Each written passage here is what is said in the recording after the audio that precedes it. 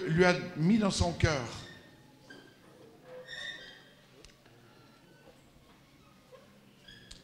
Seigneur Jésus, je te remercie pour Steve. Merci aussi pour Lauren, son épouse. Merci pour le don et le cadeau que tu nous as fait au travers d'eux. Pas simplement pour nous, mais pour des églises sur toute la surface de la terre. Je te prie qu'il soit accueilli au milieu de nous comme un apôtre.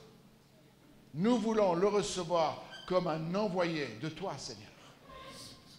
Nous le recevons et nous bénissons sa parole et sa bouche pour nous, le peuple de France, dans le nom puissant de Jésus. Je te prie.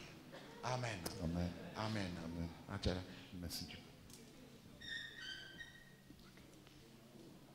Oui, oui. Merci, Jean-Pierre. Chaque soir cette semaine, on va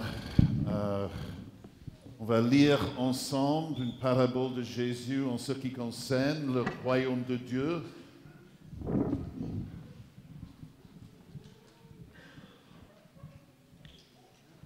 J'ai l'habitude de pas mal voyager dans ce monde et ça c'est un privilège.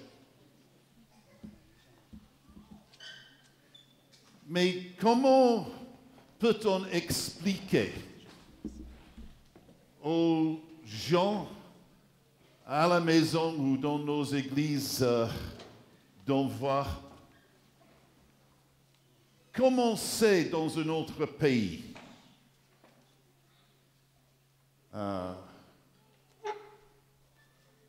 Par exemple, comme on mange avec la main dans le pays d'Inde. C'est pas si évident que ça semble être. Pour les Indiens, manger, c'est quelque chose de très sensible. C'est tangible. On touche la nourriture avec la main. On sent la bonté de la nourriture avec la main, avec les doigts, avec la pousse. C'est très important. Il y a beaucoup de sens avec lequel on mange aux Indes. Bien sûr, il y a beaucoup d'épices et tout ça. Et la pousse est très importante aussi. La main gauche n'a rien à faire avec la nourriture parce que ça, c'est utilisé pour autre chose. Si vous ne me comprenez pas, demande à ton voisin. Mais quand on rassemble un peu de nourriture et on met un petit balle là dans la main, la pousse, on pousse comme ça dans la bouche. La chose peut-être même plus embarrassante que ça, c'est que quand on entre dans une maison en Inde, avec des chers gens qu'on connaît, ils vous cuisinent de leur mieux. On sait bien que dans un seul repas, ils dépensent le budget pour la semaine. Et puis, ils vous servent. Et ils vous regardent en tenant debout. Ils ne s'assiedent pas avec vous à la table. Ils vous servent, ils vous regardent. Mais c'est bon, c'est ça que tu veux, il y a quelque chose d'autre, tu veux encore, et ils vous servent 2 fois, 3 fois. Et vous savez bien que vous mangez leur nourriture à eux, la nourriture de leur famille pendant 7 semaines. Vous êtes embarrassé et vous vous demandez si vous faites la main bien ou pas. Quand on essaie de décrire une autre culture, on raconte des histoires. Et quand je rentre chez moi de n'importe quel voyage dans d'autres pays, je raconte des histoires de comment on vit la vie là-bas. C'est tout à fait normal. Et ce n'est pas simplement les informations.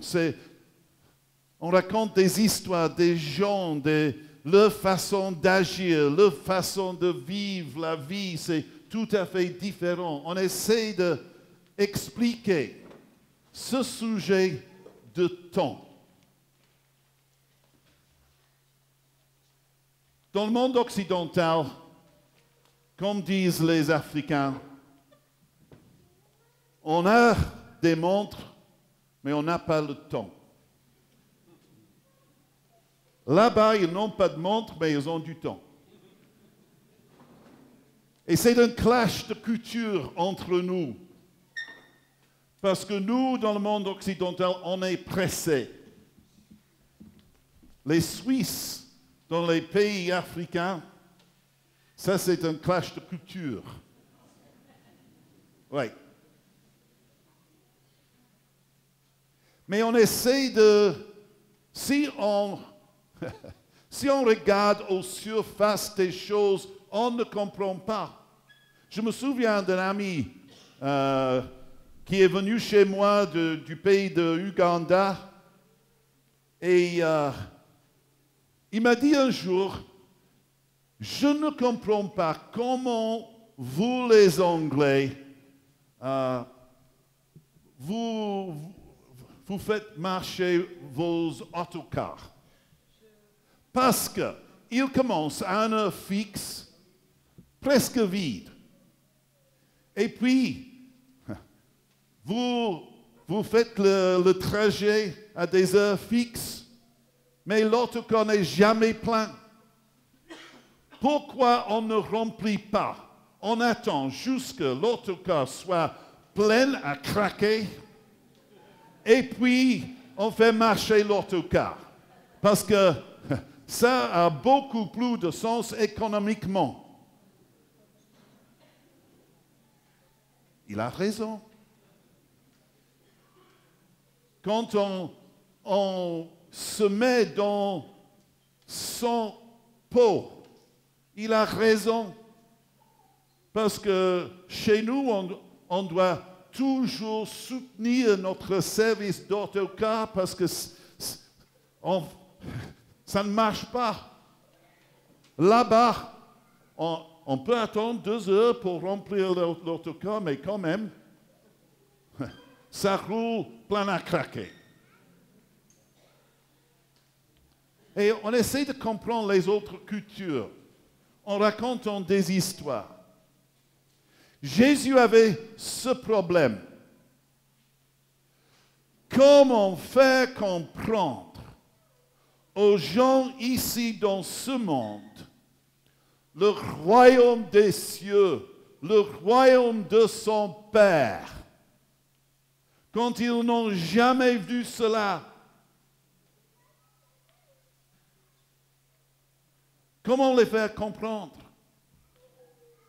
Et il a raconté plusieurs histoires d'essayer de faire comprendre les gens de ce monde le royaume de son Père. Et ce soir, on va lire une parabole du royaume, une histoire du royaume,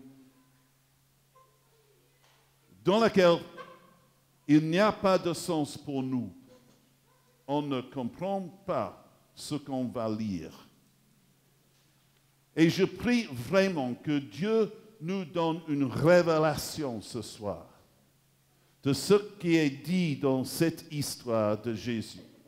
On le lit en Matthieu chapitre 18, verset 21. Alors, Pierre s'approcha de Jésus et lui demanda, « Seigneur, si mon frère se rend coupable à mon égard, combien de fois devrais-je lui pardonner? Irai-je jusqu'à 7 fois? » Non, lui répondit Jésus. je ne te dis pas d'aller jusqu'à 7 fois, mais jusqu'à 70 fois 7 fois. En effet, maintenant, on a l'histoire.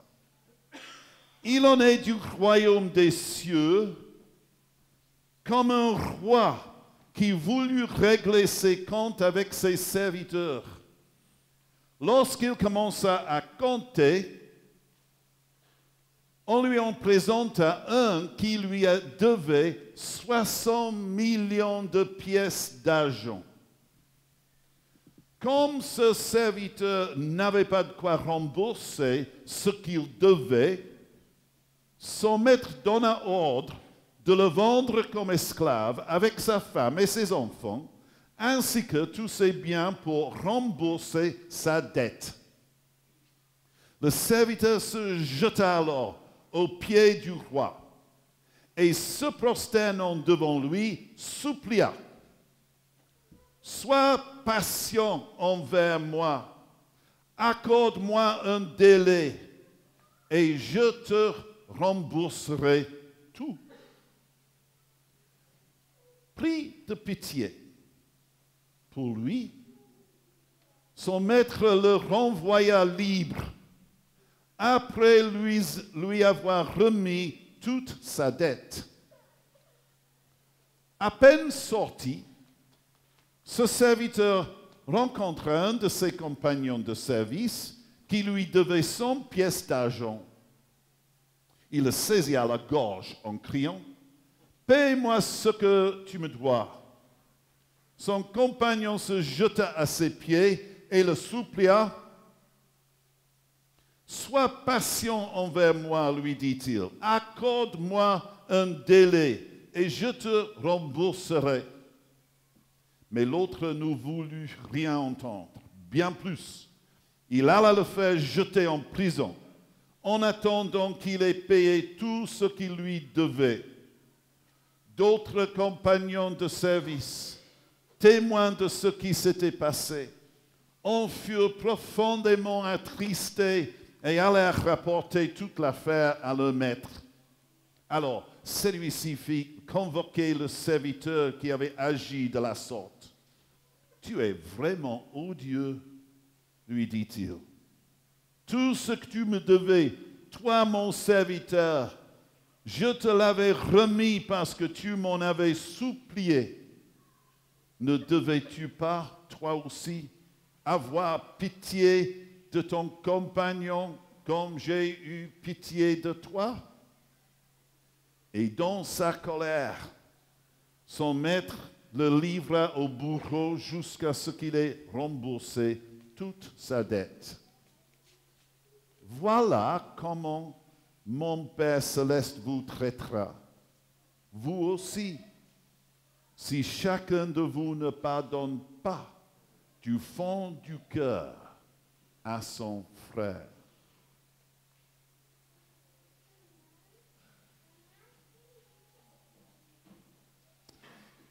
Pierre a posé une question assez raisonnable. Et ça nous arrive de penser ainsi que Pierre. Combien de fois dois-je pardonner mon frère, ma soeur, mon ami? Combien de fois? J'ai perdu ma puissance.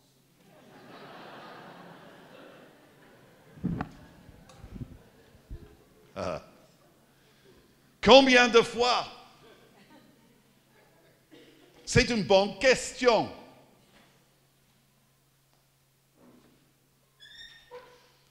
Quand les gens prennent pour donner ta bonté, tu as continué à donner et être gentil envers eux. Quand ils te font du tort, tu vas pardonner combien de fois? C'est une bonne question. Et Pierre croyait bien qu'il avait bien compris cette question du royaume de Dieu. Rappelez-vous que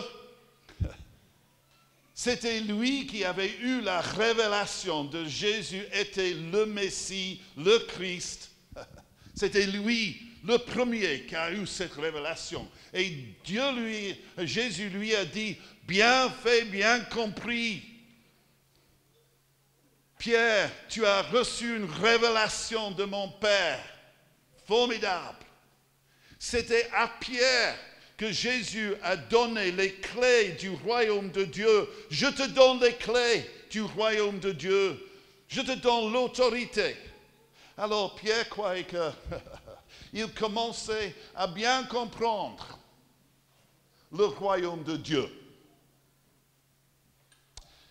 Et maintenant, il sait bien que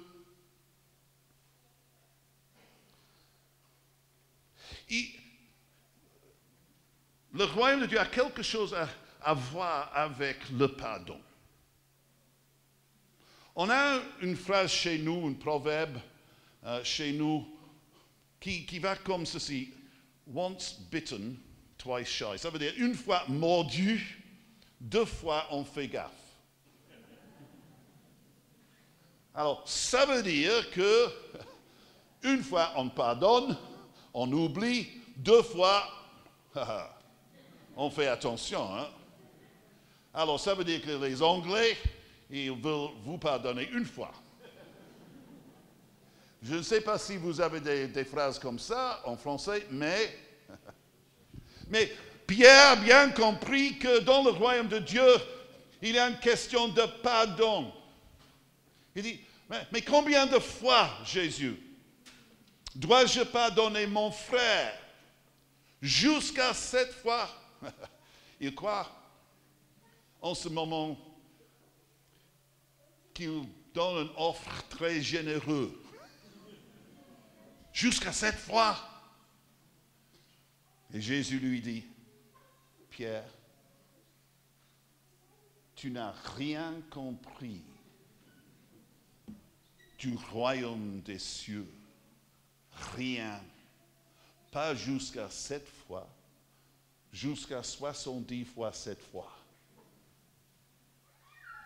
Et je ne crois pas que Jésus voulait dire qu'on compte 480, 481, 482, 483. Il faut être mathématicien en français, hein, c'est difficile. 4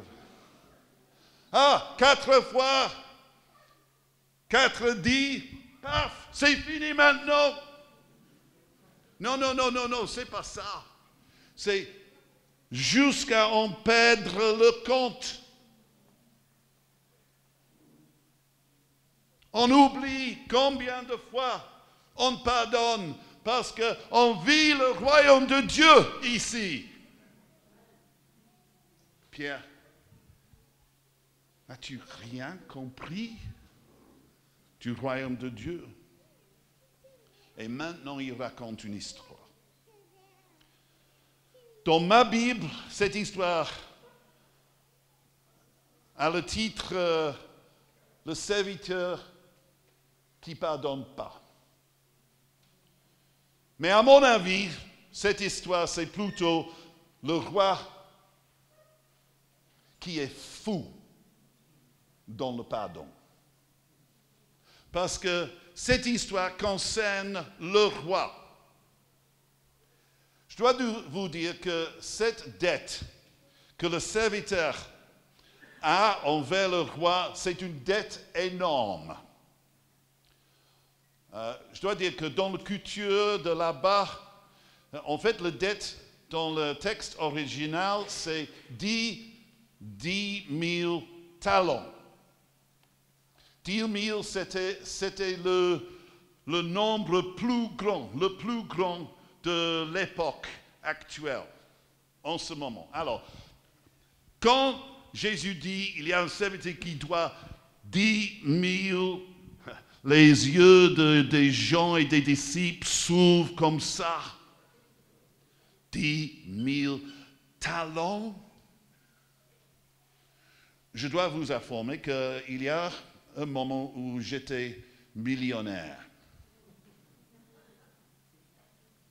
J'ai pris 50 livres sterling à la banque de Uganda et j'ai changé 50 livres de sterling pour 1 million de shillings de Uganda. J'avais un sac avec moi, j'ai rempli le sac avec les billets et j'étais millionnaire. Wow! Mais pas très impressionnant, hein? Si j'étais millionnaire de roupies, c'est un peu mieux quand même. Ou un millionnaire d'euros, ça va un peu mieux. De dollars, oui, un peu moins. Des livres sterling, un peu mieux quand même. Alors, ça dépend, la devise dans laquelle on joue. Et le talent était le devise la plus importante dans le monde de l'époque. En fait, il fallait what's a wheelbarrow? Un brouette. Un brouette pour apporter un talent. Alors, il fallait un grand bâtiment pour 10 000 talents. Alors, ce serviteur avait une dette énorme envers ce roi. Ce serviteur était, je ne sais pas exactement, c'est la dette nationale d'un pays du tiers-monde. Si vous me comprenez, c'était une somme énorme.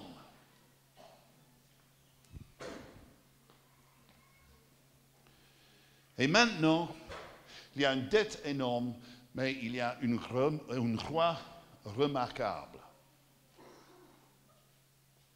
Parce que ce serviteur se jeta alors aux pieds du roi et se prosternant devant lui, supplia, « Sois patient envers moi, accorde-moi un délai et je te rembourserai tous ces 10 millions de talents. » Et tout le monde qui écoutait cette histoire serrait la tête. C'est pas possible.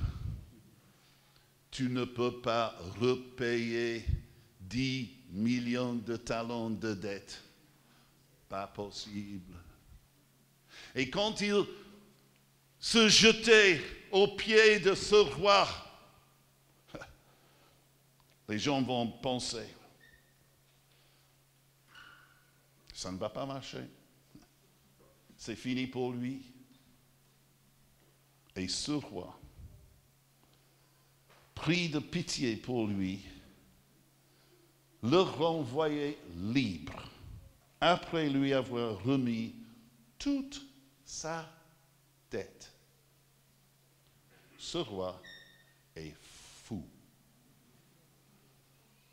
De pardonner toute cette dette de ce serviteur, c'est clairement pas un roi humain.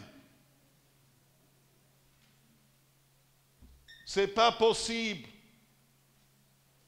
C'est pas un banquier d'aujourd'hui, ça c'est clair. Parce qu'ils veulent leur argent et l'intérêt sur cet argent. Ils veulent chaque cent, chaque euro. On ne pardonne pas ce genre de dette. Et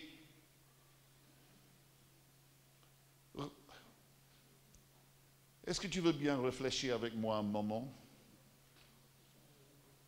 Parce que si ce roi pardonne cette dette, qui va payer?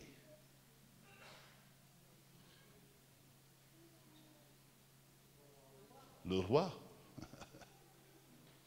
C'est pourquoi, dans ce monde, on ne pardonne pas les dettes nationales des pays du tiers-monde. Autrement, le monde occidental doit payer. Et ça ne nous sert pas.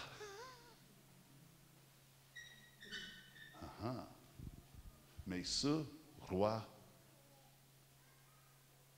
est différent que toutes les autorités sur la terre, tous les rois, n'importe où ils sont. Ce roi est différent. Et il a un cœur de pitié. Et il pardonne tout. Et maintenant, ce serviteur reçoit la liberté de toutes ses dettes. Et c'est le roi qui paie. Et l'offre du royaume de Dieu, c'est qu'on peut recevoir le pardon pour nous, tous nos péchés.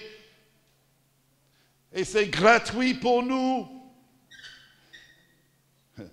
Mais Jésus a donné tout pour payer cette dette. Est-ce qu'on comprend le royaume de Dieu comme cela? C'est un roi qui pardonne, qui pardonne, qui pardonne, qui pardonne, qui pardonne.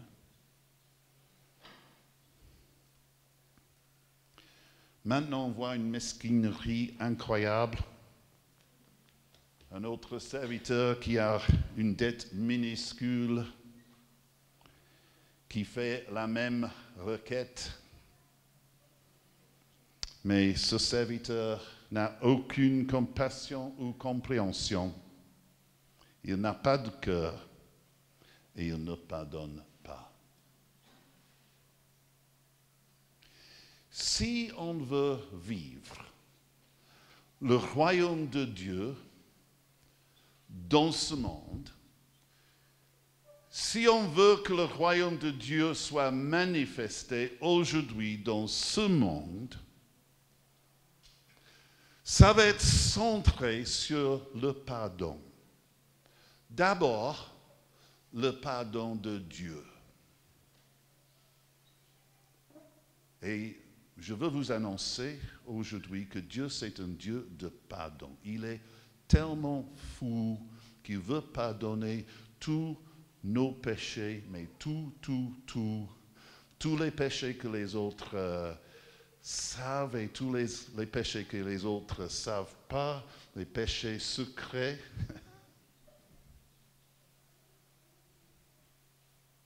Vous n'en avez pas? Il veut pardonner tout, il veut effacer tout par le sang de Jésus, son Fils. Mais il veut que nous, on vit cette vie de pardon dans le royaume de Dieu et que comme on a reçu le pardon de ce roi, on donne le pardon à n'importe qui.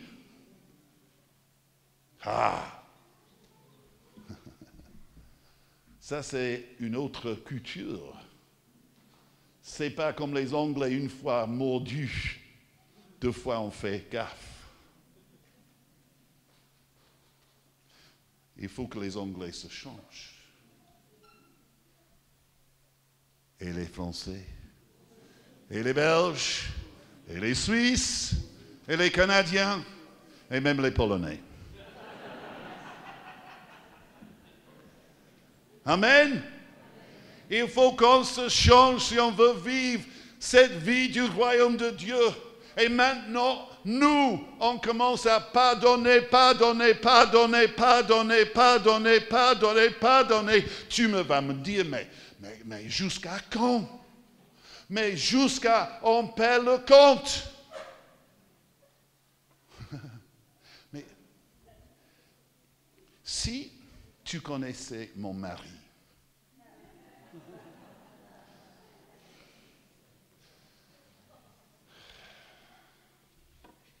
si tu connaissais ma femme, Si tu connaissais mon chef de travail,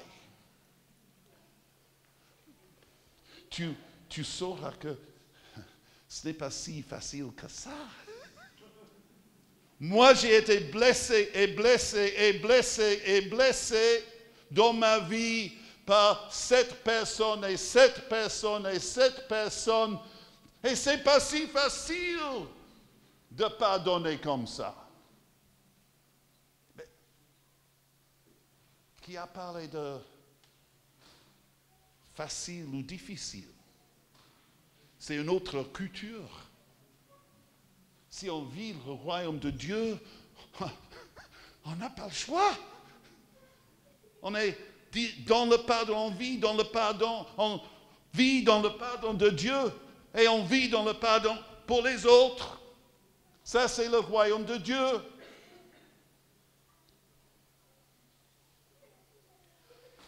Ah, dis donc, c'est dur ça. Oui, c'est vrai qu'on ne peut pas pardonner dans notre pouvoir personnel, dans notre puissance à nous, de la petitesse de notre cœur. On ne peut pas pardonner. Mais il y a une grâce qui coule de Dieu. Il y a une aide qui vient de son Saint-Esprit, qui est donnée pour nous aider de vivre cette vie du royaume de Dieu ici sur terre. Et si on ne pardonne pas, c'est comme si on vivait dans une prison d'amertume, de blessures, de pitié de nous-mêmes. On est toujours dans une prison de nos pensées, nos raisonnements de chercher la justice envers ceux qui nous ont offensés. On s'en fout de la justice. La justice de ce royaume, Jésus l'a établi à la croix. Tout est effacé. Et c'est tout est effacé chez toi, tout est effacé chez les autres.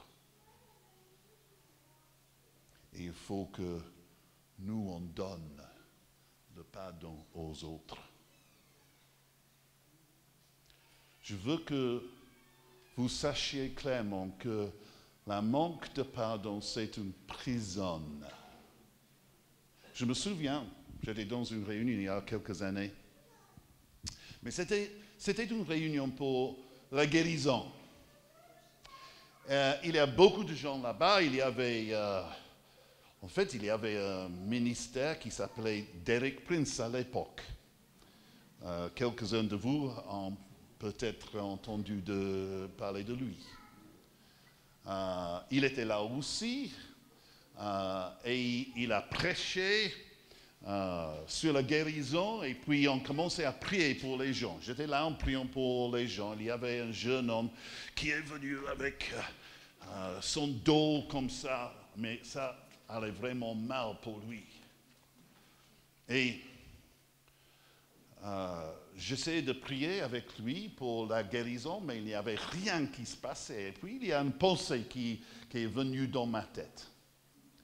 Et je lui ai posé cette question, mais est-ce qu'il y a quelqu'un que tu dois pardonner? Son visage a changé. Il a fait je ne vais jamais la pardonner. C'était comme ça. Et je lui ai demandé, mais qui ne veux-tu pas pardonner? Il m'a dit, ma mère. Oh, il savait tout de suite, hein?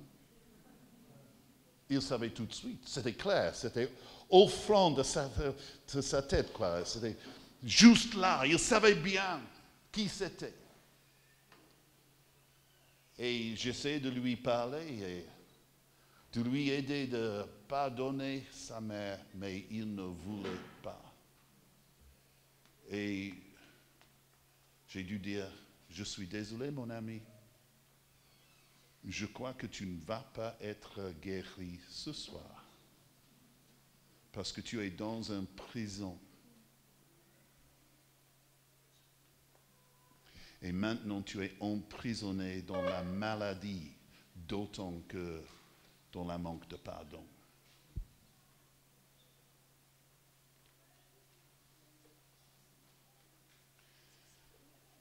Il y a une écriture qui nous dit, si tu as quelque chose contre n'importe qui, il faut les pardonner vite. Parce que vous savez bien les plans de l'ennemi.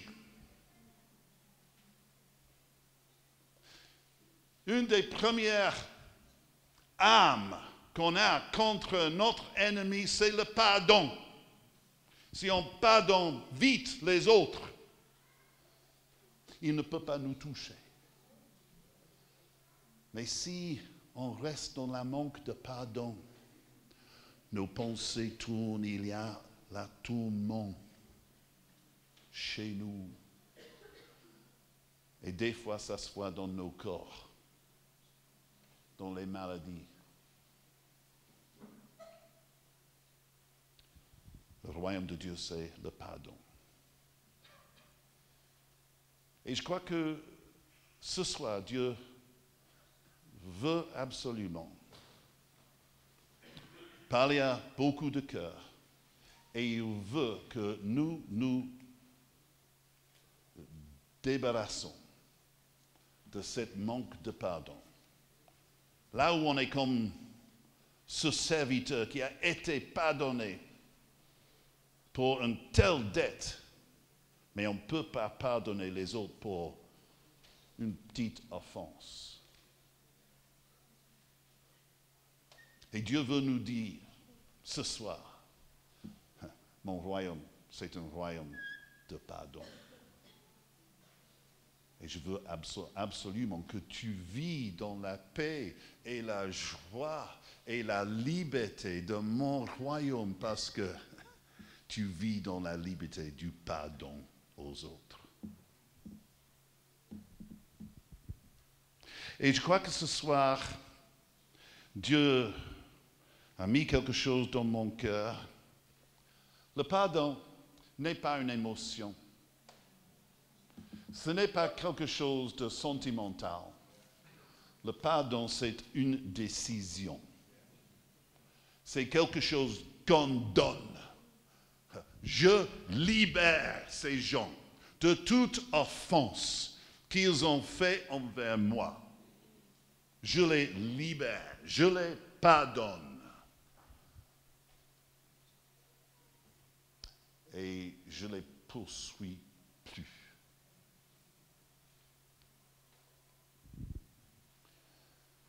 Même ici, je crois qu'il y a des gens qui ont besoin de pardonner.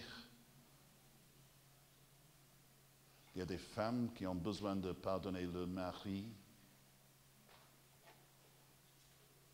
Les maris qui ont besoin de pardonner leurs femmes. J'avais même ce sentiment qu'il y avait des gens qui devaient pardonner leur ex-mari et leur ex-femme. Parce qu'il y avait beaucoup de douleur dans ces relations. Et vous êtes toujours dans la manque de pardon pour ces relations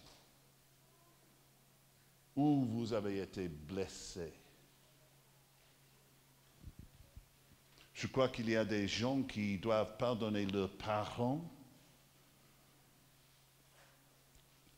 qui leur ont fait du tort. Il y a des gens qui doivent pardonner leur chef de travail. Aujourd'hui, il est temps de pardonner. De pardonner. Et d'entrer dans une liberté nouvelle dans le royaume de Dieu. Il est temps de pardonner. Amen.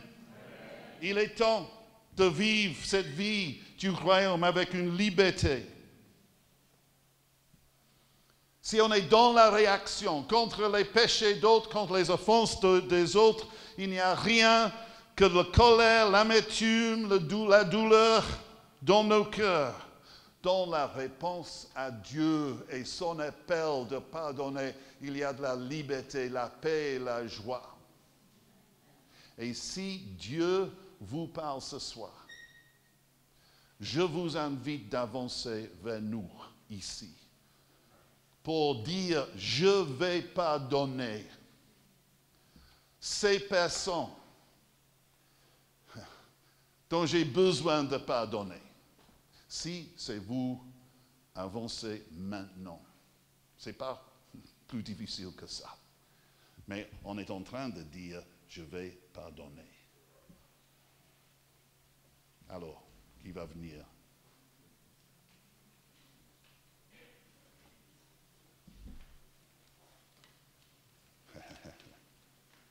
Une personne, il y a d'autres, je sais bien. Il y a des hommes qui doivent pardonner, je sais bien. Dieu m'a parlé beaucoup aujourd'hui des hommes qui doivent être des hommes. Nous les hommes, on cache les choses. On cache dans nos cœurs. On se coupe du passé. Mais le passé est toujours là, si vous voulez avancer un peu plus. Est-ce qu'il y en a encore? J'en suis sûr qu'il y en a encore.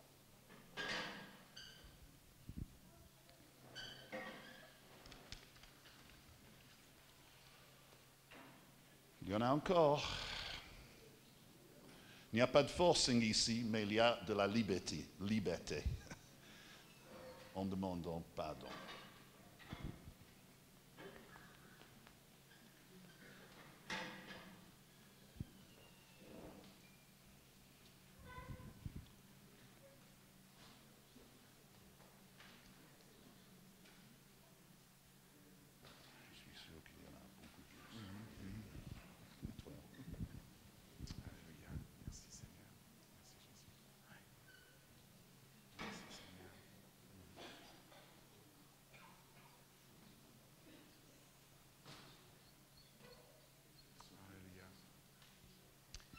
Si aujourd'hui tu as entendu sa voix, alors n'hésite pas. On va laisser encore un peu de temps.